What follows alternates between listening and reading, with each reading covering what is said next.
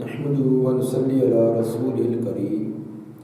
اما بعد اعوذ بالله من الشيطان الرجيم لقد كان لكم في رسول الله اسوة حسنة۔ رسول اللہ صلی اللہ علیہ وآلہ وسلم کا اسوہ مبارکہ کا 9واں درس ہے۔ جب رسول مقبول صلی اللہ علیہ وآلہ وسلم کی عمر مبارک 30 سال ہوئی تو آپ کو پوری قوم کی طرف سے صادق امین کا لقب ملا۔ صادق کہتے ہیں جو ہمیشہ سچ بولنے والا ہو، جس کی زبان سے کبھی جھوٹ صادر نہ ہوا ہو، جس کے قول اور فعل میں تضاد نہ ہو، ہر معاملے کے اندر سچ بولنے والا، امین انتہا درجے کا، امانت و دیانت، زندگی بھر کسی کے معلی معاملات میں، اس کی ذاتیات میں، اس کے عزت میں کسی قسم کی اس نے کبھی خیانت نہ کی ہو، تو صادق و امین کا مطلب یہ بنے گا کہ ایسا انسان جس نے زندگی بھر اپنی قوم کے اندر ایسا اخلاق کردار پیش کیا ہو کہ اس کے زندگی کے کسی معاملے کے اندر بھی کوئی عیب نقص کمی بیان نہ کر سکے۔ نبی صلی اللہ علیہ وآلہ وسلم آپ کو پوری قوم کی طرف سے یہ صادق و امین کا لقب ملنا یہ بڑی عظیم چیز ہے۔ ایک پڑھا لکھا اگر معاشرہ ہو، سنجیدہ لوگ ہوں، تو وہاں اس لقب کا ملنا کچھ آسان بات ہوتی ہے، لیکن جو معاشرہ جس کو زمانہ جاہلیت کا نام دیا جائے، نیکی نام کے وہاں کوئی چیز نہ ہو، ہر قسم کا ظلم و ستم اس معاشرے کے اندر پایا جاتا ہو، تو ایسے معاشرے سے ایک صادق و امین کا لقب ملنا یہ بڑی عظیم چیز ہے۔ اور واقعی سید الانبیاء والمرسلین رحمت للعالمین رسول مقبول صلی اللہ علیہ وآلہ وسلم اس لقب کے مستحق تھے۔ واقعی آپ کو یہ لقب ملنا چاہیے تھا۔ کیوں؟ 30 سالہ زندگی آپ نے گزاری ہے، اپنا بچپن بھی، لڑکپن بھی اور جوانی بھی، لیکن 30 سال کی زندگی کے اندر پوری قوم میں سے کوئی ایک بھی آپ کی پوری زندگی پر انگلی کا اشارہ نہیں کر سکتا کہ زندگی بھر آپ نے کسی سے جھوٹ بولا ہو، وعدے کی خلاف ورزی کی ہو، کسی سے معاملات کے اندر کوئی ہیر پھیر کی ہو، کسی کو زبان یا ہاتھ سے کوئی اذیت و تکلیف دی ہو۔ پوری قوم کو یہ چیلنج کر دیا لیکن کوئی یہ بات ثابت نہ کر سکے، حتیٰ کہ نبوت ملنے کے بعد جب آپ نے اللہ کی وحدانیت، اپنی رسالت کا اعلان کیا تو اپنے اور پرائے مخالف ہو گئے، مخالفت کی انتہا ہو گئی، ہر طرح کی دشمنیاں انہوں نے منہ لے لی، آپ کی جان کے بھی دشمن ہو گئے، ہر طرح کے الزامات بھی لگانے لگے، تو آپ نے پوری قوم کو ایک چیلنج کیا، اور وہ چیلنج اللہ نے قرآن کا سورہ یونس کی آیت نمبر 16 میں بیان کیا۔ کیا آپ نے فرمایا فَقَدْ لَبِثْتُ فِيكُمْ عُمْرًا مِّن قَبْلِهِ أَفَلَا تَعْقِلُونَ؟ مجھ پر الزام لگانے والوں، مجھ پر طعن و تشنیع کرنے والوں، میرے ساتھ عداوتیں و دشمنیاں کرنے والوں، بتلاؤ کہ میں نے زندگی کی لمبا عرصہ تمہارے اندر گزارا ہے۔ یہ تقریباً 45 سالہ زندگی کے بعد کا یہ آپ کا چیلنج اور اعلان ہے کہ 48 سال تمہارے اندر گزارے،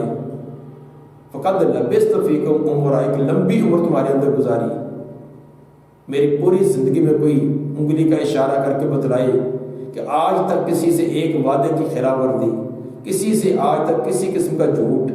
کسی سے دغا بازی، کسی سے 1 روپے کا لین دین کا کوئی ہیرا پھیری، کسی سے معاملے کے اندر کوئی غلط بیانی، کسی کے ساتھ زبان یا ہاتھ سے اذیت کوئی ثابت کرے۔ آگے پیچھے الزام لگا رہے ہیں، تان و تشریح کر رہے ہیں، لیکن آپ کے چیلنج کو کوئی جواب نہ دے سکا۔ واقعی نبی صلی اللہ علیہ وآلہ وسلم کی زندگی اتنی پاکیزہ، اتنی صاف کہ نبوت کا اعلان کرنے سے پہلے بھی آپ نے 30 سال کی زندگی گزاری ہے، تو پوری قوم کی طرف سے صادق اور امین کا لقب ملا ہوا ہے۔ لقد کان لکم فی رسول اللہ اسوۃ حسنہ، پیغمبر کی زندگی ہمارے لیے یہ اسوہ ہے کہ اگر آپ معاشرے کی اصلاح کرنا چاہتے ہیں، اپنی قوم و ملت کی خدمت کرنا چاہتے ہیں، اپنے کردار کو صاف رکھیں، اپنے اخلاق کو، اپنے کردار کو، اپنے معاملات کو اس قدر صاف اور شفاف رکھیں کہ آپ اپنی قوم کا یہ چیلنج کر سکیں۔ جس دفتر میں کام کریں، جس ادارے میں کریں، جس اسکول کالج مدرسہ مسجد میں کام کریں، جس مل فیکٹری میں کریں، جس قوم برادری میں رہیں، آپ چیلنج کر سکیں کہ تمہارے اندر میں اتنا عرصہ گزارا ہے کہ کوئی مجھ پر کسی قسم کا، کسی پر میں ظلم و ستم کیا ہو، کسی کے ساتھ لین دین کے معاملے میں کوئی 2 نمبری کی ہو، کسی کے ساتھ کہ میں نے غلط بیانی کی ہو، کوئی اشارہ کرے۔ لیکن آج ایسے کہاں سے تلاش کریں؟ دعویٰ کرنے میں تو بہت دعویٰ کریں گے، ہم بھی اپنی قوم کے مخلص ہیں، ہم بھی ملک کے مخلص ہیں، ہم بھی قوم کی خدمت کرتے ہیں، کرتے نہیں بلکہ کرواتے ہیں۔ دعویٰ تو یہ، کسی سے پوچھے کہ کیا کاروبار ہے، کیا کرتے ہیں، بھی قوم کی خدمت کر رہے ہیں۔ خدمت کیا ہے؟ ان کے کپڑے بھی اتار دیتے ہیں، ان کا چمڑا تک اتارنے کے لیے جاتے ہیں، اور یہ قوم کی خدمت ہے۔ قوم کی خدمت کرتے نہیں بلکہ کروا رہے ہیں، ایسے کہنا چاہیے۔ جو آدمی اپنے دفتر کے اندر 1 سال کام کرنے پر اپنے دفتر کے عملے کے سامنے یہ چیلنج نہیں کر سکتا کہ بتلاؤ آج تک 1 سال میں نے تمہارے اندر ٹھہرا ہوں، 2 سال ٹھہرا ہوں، مجھ پر میں نے کسی کے ساتھ کوئی ظلم و زیادتی کی ہو، کسی کے لین دین کے اندر کوئی کمی بیشی کی ہو، تو ہاتھ کا اشارہ کرے۔ کیا کوئی چیلنج کر سکتا ہے؟ یہ نہ کوئی سیاسی لیڈر کر سکتا ہے، نہ کہ مذہبی پیشوا کر سکتا ہے۔ قوم کی خدمت آپ کیا لوگ کریں گے؟ اس لیے اگر ہم چاہتے ہیں، واقعی مخلص ہیں، جیسے ہمارے دعوے ہیں، اور ان دعووں کے مطابق ہم عملی طور پر بھی اگر کریں گے، اپنے اخلاق کو، اپنے کردار کو، اپنے معاملات کو انتہائی صاف و شفاف رکھیں اور قوم کو چیلنج کر سکیں کہ ہم اتنا عرصہ تمہارے اندر ٹھہرے۔